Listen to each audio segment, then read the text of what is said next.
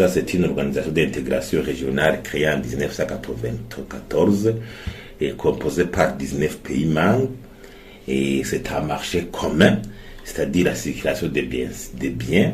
Et au niveau du commerce, il y a la circulation des capitaux, des biens et des personnes, donc de la main-d'œuvre. Et le marché commun du Comesa projette aussi de devenir une union monétaire.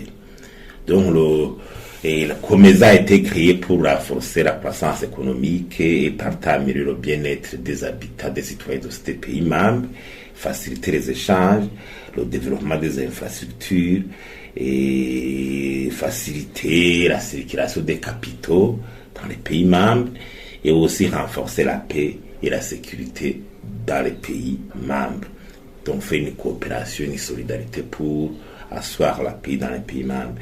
Le Burundi, comme opportunité, devrait profiter de son marché vaste de plus de 400 millions d'habitants et pour renforcer ses exportations. C'est un marché immense et le mouvement des personnes et des capitaux et un investissement direct étranger. Le monde devait bénéficier des investissements directs étrangers.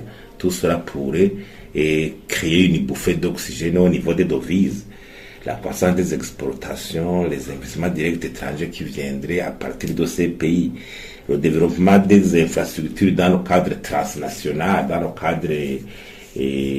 transnational, ça veut dire des infrastructures qui sont négociées et au niveau supranational à travers ces organismes d'intégration régionale. Le Burundi devrait en profiter, surtout que nous sommes en déficit des infrastructures. Et aussi, Comesa projette de devenir un grand marché libre, un grand libre-échange. Comesa est en s'unissant avec l'East African Community et la SADC. Et le Burundi aussi abrite le siège de la PTA Bank. Ça veut dire que tout cela fait du Burundi un pays qui a un rôle à jouer vraiment dans le Comesa. Et alors, quelle stratégie pour que le Burundi profite de cette intégration? Et au niveau du Comesa, il faut renforcer l'environnement des affaires pour bénéficier de ces investissements directs étrangers provenant de ces pays membres. Le Burundi doit avoir une stratégie en bonne forme de renforcement des exportations pour profiter de son grand marché. Ces histoires, ces défis de la BBN auxquels il faut trouver une solution.